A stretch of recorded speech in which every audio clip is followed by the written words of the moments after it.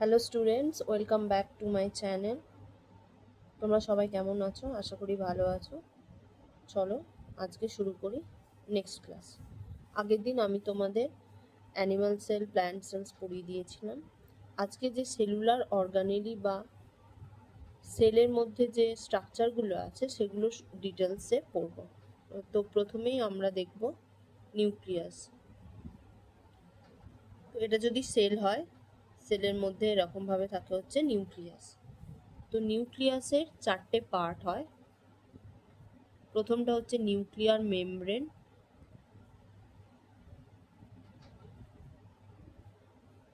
তারপরে নিউক্লিওলাস,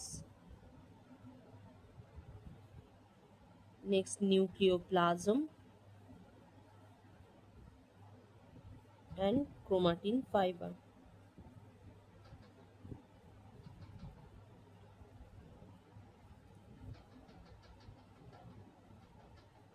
এটা যদি একটা নিউক্লিয়াস হয়, এটা সেল নয়, নিউক্লিয়াস, তো একদম বাইরে আছে নিউক্লিয়ার মেমব্রেন, দেন এটা হচ্ছে নিউক্লিওলাস, এখানে আছে ক্রোমাটিন ফাইবার্স আর জেলি লাইক সাবস্টেন্স, এটা হচ্ছে নিউক্লিওপ্লাজম। এটাই হচ্ছে নিউক্লিয়াসের পুরো স্ট্রাকচারটা। তো তোমাদের নিউক্লিয়াসের গঠন বর্ণনা করতে বললে বা যদি বলে স্ট্রাকচার অফ নিউক্লিয়াস এক্সপ্লেন করতে, তো তোমরা লিখবে nucleus is present inside the cell, আর এর চারটে পার্ট আছে: nuclear membrane, nucleolus, nucleoplasm and chromatin fibre. Nuclear membrane হচ্ছে নিউক্লিয়াসের একদম বাইরে প্রেজেন্ট থাকে, আর এর ভেতরে যে জেলি লাইক সাবস্টেন্স থাকে যার মধ্যে ক্রোমাটিন ফাইবারগুলো থাকে সেটাকে আমরা বলছি নিউক্লিওপ্লাজম। আর এর মধ্যে যে রাউন্ড একটা স্ট্রাকচার থাকে সেটাকে আমরা বলছি নিউক্লিওলাস। আর এর মধ্যে যে ফাইবার থাকে ক্রোমাটিন, সেটাকে আমরা বলছি ক্রোমাটিন ফাইবার্স। এই ক্রোমাটিন ফাইবারের মধ্যে কি থাকে? ক্রোমোজোম থাকে। তোমরা ক্রোমোজোম নামটা আশা করি সবাই শুনেছো। তো ক্রোমোজোমের মধ্যে কি থাকে? ডিএনএ। তো যদি তোমাদের কোশ্চেন করে সেলের মধ্যে কোথায় ডিএনএ থাকে, তোমরা তখন বলবে কোষের মধ্যে নিউক্লিয়াসের ভেতরে ডিএনএ থাকে। তো ক্রোমোজোম দেখতে এরকম হয়, এটা হচ্ছে একটা ক্রোমোজোম। তো ক্রোমোজোমগুলো আরো পেঁচিয়ে পেঁচিয়ে এরকম ক্রোমাটিন ফাইবার তৈরি করে। এটাকে সলভ করলে এই স্ট্রাকচারটা পাবে, আর এর মধ্যে এরকম ভাবে থাকে আমাদের ডিএনএ। তোমাদের ডিএনএ সম্পর্কেও নেক্সট ক্লাসে আমি বলবো।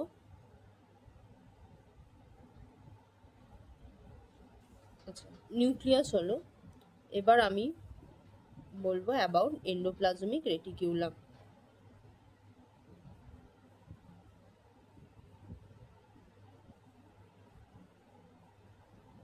যেটাকে আমরা শর্ট ফর্মে ইআর বলি। তোমাদের আগের দিনই ক্লাসে আমি বলেছিলাম যে এন্ডোপ্লাজমিক রেটিকিউলাম দুটো টাইপের হয়, একটা হচ্ছে স্মুথ এন্ডোপ্লাজমিক রেটিকিউলাম আর একটা হচ্ছে rough endoplasmic reticulum. Why it is smooth and why it is rough? Because of presence of ribosome.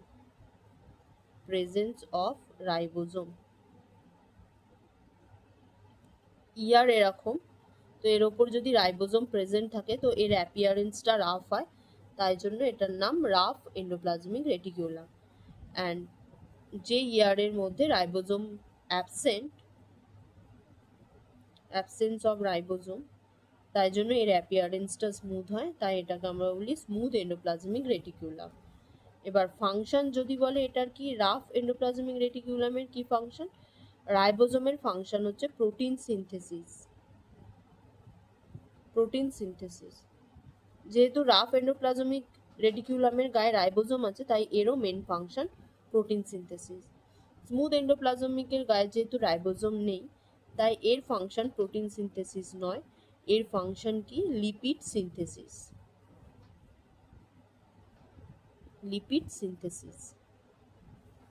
Okay, this is all about endoplasmic reticulum. Next, another important structure is Golgi apparatus.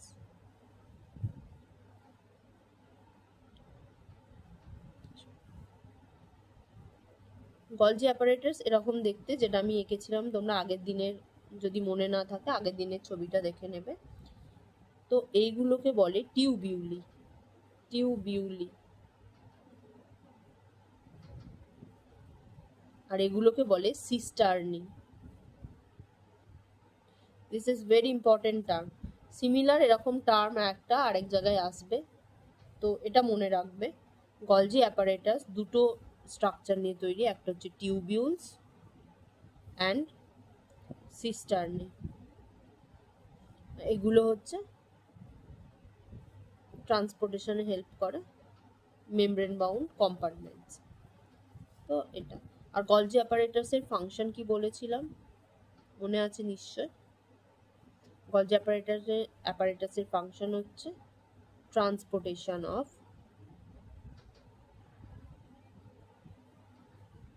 Proteins, হতে পারে enzymes, হতে পারে anything. Transportation, main function is transportation, Golgi apparatus. Next, we have very important structure, mitochondria.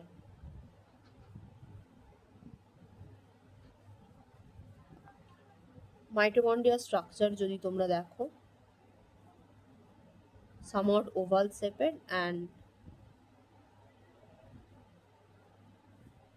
mitochondria is a double membrane structure. Very important, very very important. Double membrane structure. এটা একটা mitochondria. দেখো এর বাইরের মেমব্রেনটাকে বলছে outer membrane বা বহিঃপর্দা। বহিঃপর্দা। এই যে দেখছো এগুলো ফিঙ্গার লাইক প্রজেকশন তৈরি করেছে সারফেস এরিয়া বাড়ানোর জন্য। এটা হচ্ছে inner membrane or অন্তঃপর্দা।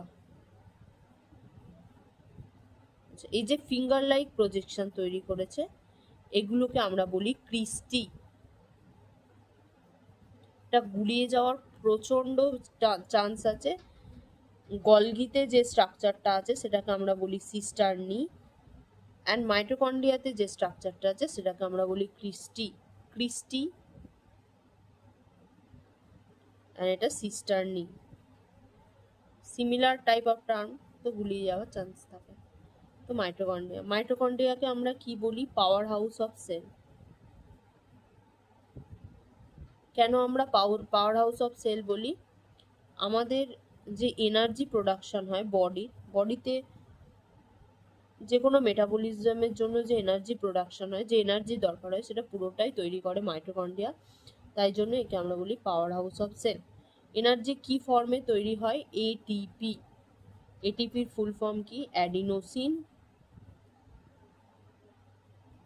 Triphosphate. Adenosine triphosphate.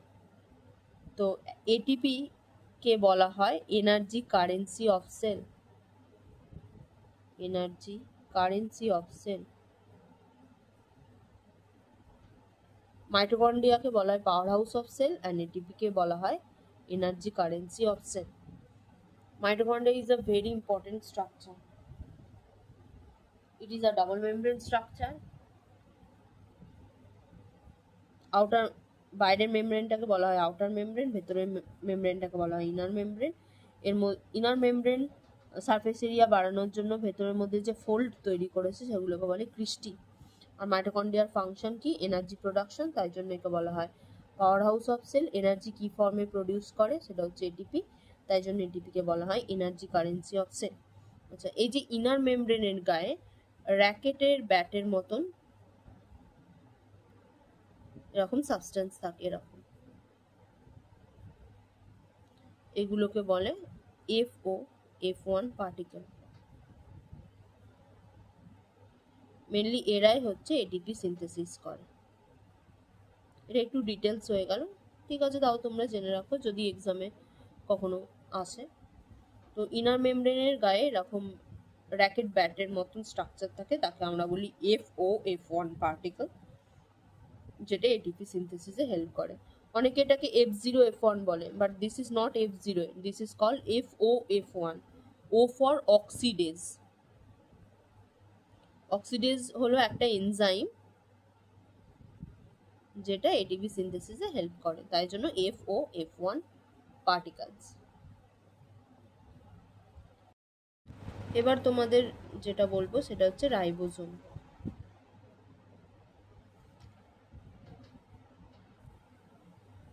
রাইবোজোমের ব্যাপারে সেরকম কিছু নেই, জাস্ট এটা মনে রাখবে যেটা প্রোটিন সিনথেসিসে হেল্প করে, প্রোটিন সিনথেসিসে হেল্প করে। অ্যান্ড রাইবোজোম হচ্ছে দুটো সাবস্টেন্স নিয়ে তৈরি, একটা হচ্ছে রাইবোজোম দুটো সাবস্টেন্স নিয়ে তৈরি হয়, একটা হচ্ছে লার্জার সাব ইউনিট, একটা স্মলার সাব ইউনিট।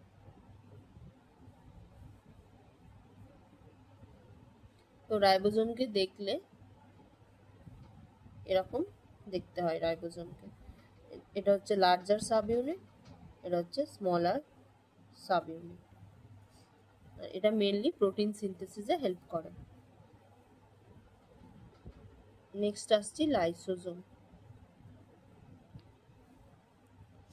লাইসোজোম দেখেছো সেলের মধ্যে এরকম ছিল স্ট্রাকচার, সেগুলোকে আমরা বলেছিলাম লাইসোজোম। লাইসোজোম কি, লাইসোজোমের ফাংশনটা কি, বডির বাইরে থেকে কোনো ব্যাকটেরিয়া বা কোনো ভাইরাস বা কোনো লেথাল, মানে যেটা আমাদের বডিতে ডিজিজ তৈরি করবে, ডিজিজ কজিং কোনো সাবস্টেন্স যদি বাইরে থেকে ভেতরে আসে, তখন লাইসোজোম ওটাকে এনগালফ করে নেয়, তারপর এনজাইম সিক্রিট করে ওটাকে ডিস্ট্রয় করে দেয়। তো কখনো কখনো কি হয়, লাইসোজোমের মধ্যে যে এনজাইমগুলো আছে সেগুলো নিজের কোষের জিনিসগুলোকেও নষ্ট করে দেয়। তো এই জন্য একে আমরা বলি সুইসাইডাল ব্যাগ। লাইসোজোমকে সুইসাইডাল ব্যাগ বলে কোষের, কারণ কি এর মধ্যে যে এনজাইম আছে, লাইসোজাইম বলে যে এনজাইমগুলো আছে, হাইড্রোলেজেস যে এনজাইম আছে, এগুলো বাইরে থেকে কোনো ক্ষতিকারক পদার্থ ভেতরে ঢুকলে সেটাকে তো ডিস্ট্রয় করে। তো অনেক সময় কি হয়, এর এনজাইম এর নিজের কোষের জিনিসপত্রকে নিজেকে ডিস্ট্রয় করিয়ে দেয়। তো তাই জন্য একে সুইসাইডাল ব্যাগ বলে। তারপরে আসছি আমরা সেল মেমব্রেন।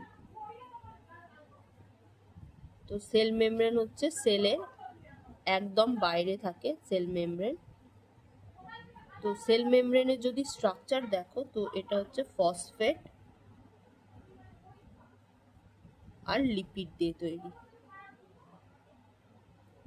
একসাথে বলা হয় ফসফোলিপিড।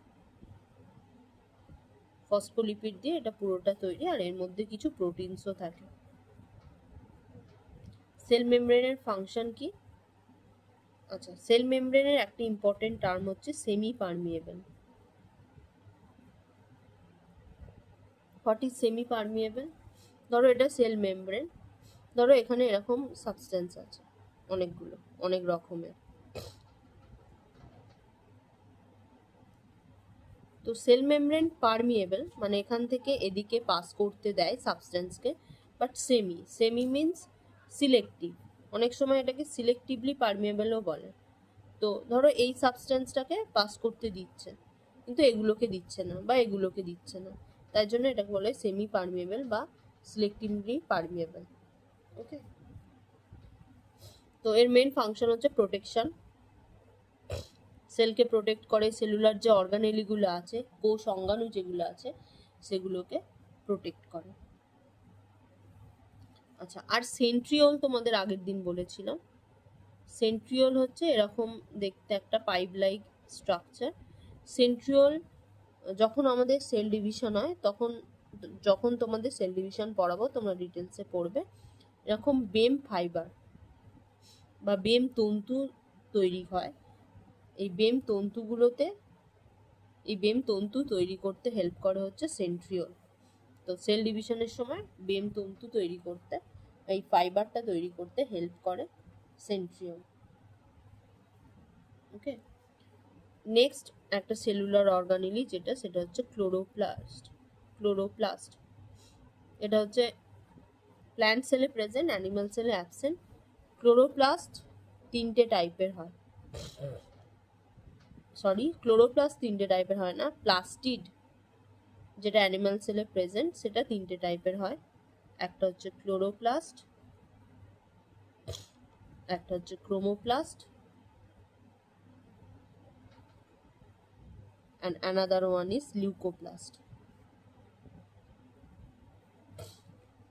আচ্ছা, ক্লোরোপ্লাস্টের মধ্যে গ্রিন পিগমেন্টস থাকে, তাই জন্য এটা গ্রিন। ক্লোরো মিনসও গ্রিন, ক্রোমো মিনস হচ্ছে কালারফুল, তো এর মধ্যে কালারফুল পিগমেন্টস থাকে।